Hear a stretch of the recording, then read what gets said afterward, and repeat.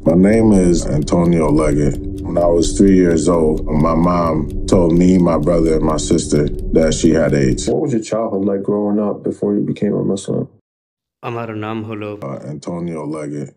কিন্তু সবাই আমাকে জানে ইব্রাহিম নামে। আমি ইউটা নিউ ইয়র্কের মানুষ। জন্ম ও লালন পালন সারাটা জীবন নিউ ইয়র্ক শহরেই কেটেছে, বলা যায় প্রায় সারাটা জীবন। বড় হয়ে ওঠা এক সিঙ্গেল প্যারেন্ট পরিবারে, যে পরিবারে আমার পিতা ছিলেন না। আমার মা, আমি ও আমার ভাই বোনকে লালন পালন করেছেন। আমরা খুব একটা ভালো পরিবেশে বড় হয়ে উঠিনি, তবে ভালোবাসা ছিল। যখন আমার বয়স 3 বছর, আমার মা আমাকে ও আমার ভাই বোনকে বললেন যে তার এইডস আছে, আর এটা এসেছে তার বয়ফ্রেন্ডের কাছ থেকে। সে আমার বোনকে মোলেস্ট করেছে আর মাকেও এইডস দিয়ে গেছে। আমার বোন মারা গিয়েছে, আমি বলতে চাই 89-এ, তখন তার বয়স মাত্র 12 বছর। এমনকি সে সময় তার বয়ফ্রেন্ড আমার ভাইকেও অ্যাবিউজ করতো, ফিজিক্যালি অ্যাবিউজ করতো, তবে সে আমাদেরকে সেক্সুয়ালি অ্যাবিউজ করেনি। আমার ভাইয়ের হাতে একটা পোড়া দাগ আছে, যেটা সে তার ডান হাতে তৈরি করেছিল। আর তারপর তার পরবর্তী বয়ফ্রেন্ড, সেও খুব অ্যাবিউজ করতো। আর আমার মা ড্রিঙ্ক করতেন, ড্রাগ নিতেন। আর তাই এরূপ অবস্থায় আমরা বড় হয়েছি। আমাকে 3টে স্কুল থেকে বিতাড়িত করা হয়েছিল, তাও আবার ফার্স্ট গ্রেডেই, কারণ আমার ছিল ইমোশনাল প্রবলেমস, অ্যাঙ্গার প্রবলেমস। কিন্তু আমার সেই সমস্ত রাগ আবেগের উৎস হলো আমার পরিবার। পরিবারের সবাই এ খারাপ, ও খারাপ, ও খারাপ। কিন্তু বড় হয়ে ওঠার সময়টা খুবই কঠিন হয়ে যাচ্ছিল। কিছু কিছু মানুষের বাড়িতে আমাকে যেতে দেওয়া হতো না, তারা নাকি খুবই খারাপ, তাই তারা আমার সাথে আমাদের বাড়িতে আসতে পারতো না। তো পরিবারে অনেক কিছুই ঘটছিল। তারপরে একটা সিস্টেম চালু হলো আমার মায়ের থেকে দূরে। আমি কিছুই বুঝতে পারছিলাম না কি ঘটছে, আর এটা ছিল আমার জন্য একটা স্ট্রাগল। আমার মা যখন মারা গেলেন তখন আমার বয়স 11 বছর। I was in Husker Shepherd. আর তখনই জীবনটা হয়ে উঠলো এক প্রকার, আমার জীবনটা নিঃসঙ্গ হয়ে উঠলো।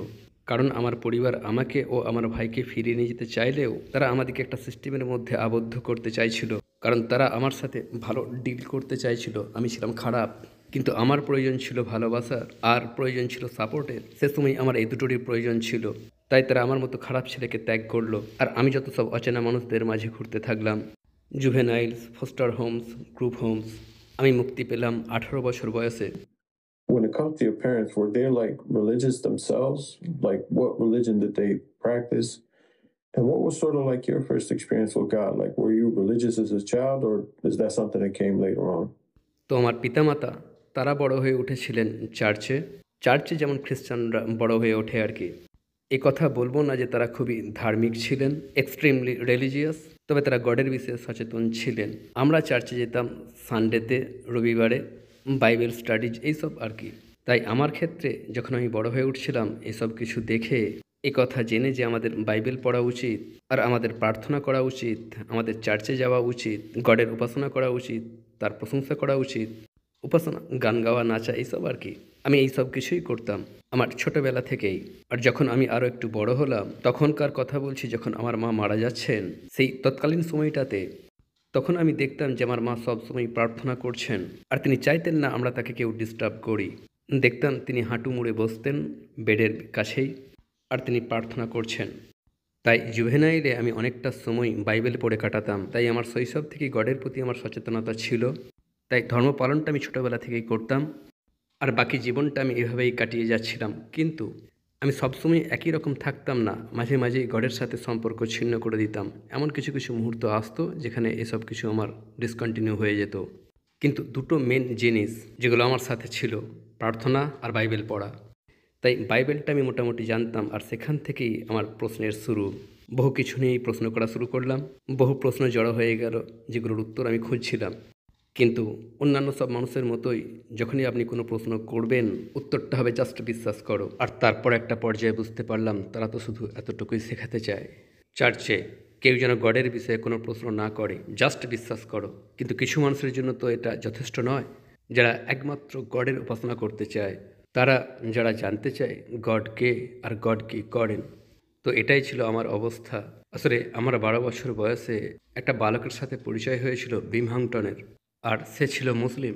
আর সে আমার সাথে ইসলাম নিয়ে কথা বলতো, আর আমার কাছে অর্থপূর্ণ বলে মনে হতো এক ও অদ্বিতীয় গডের কথা। আর এটাই তো আমার কথা, গড হলেন এক ও অদ্বিতীয়, কিন্তু আমাকে শেখানো হয়েছে ভুলভাবে।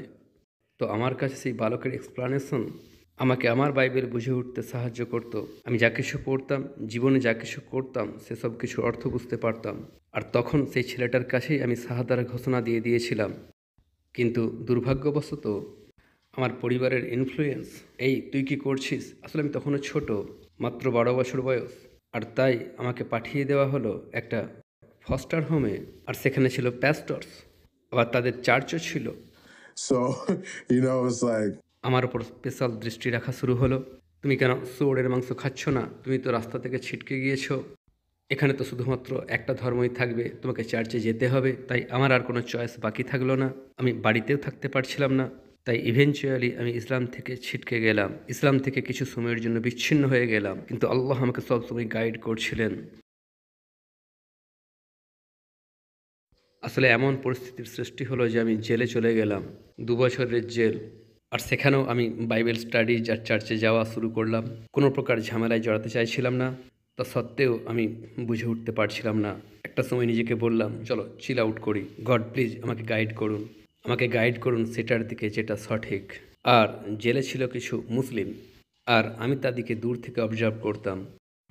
তারা উজু করতো, আমি দেখতাম। তারা বোতলে করে জল নিয়ে ঠিকঠাক ধৌত করতো। বলতাম, তারা কেন জলের বোতল নিয়ে সেখানে যায়? সেখানে জল নিয়ে কি করে? ও, বাথরুম করার পরে আমাদেরকে ভালোভাবে নিজেদেরকে ধৌত করতে হয়। okay.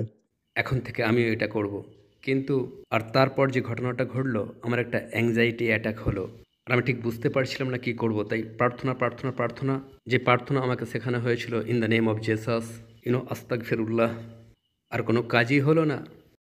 কোনো প্রার্থনাই কাজে এলো না। তখন বুঝলাম নিশ্চয়ই কোথাও কোনো একটা জিনিস ভুল হচ্ছে। তো সেখানকার মুসলিমদের মধ্যে একজন আমাকে একটা কোরআন ও একটা কুফি দিয়েছিলেন জেল ছাড়ার আগে। তো বাড়ি যখন ফিরে এলাম, এখন কি করব বুঝে উঠতে না পেরে স্থির করলাম যে আমি স্কুলে আবার প্রত্যাবর্তন করব। তাই রাতে কাজ করতাম আর দিনের বেলায় কলেজে যেতাম।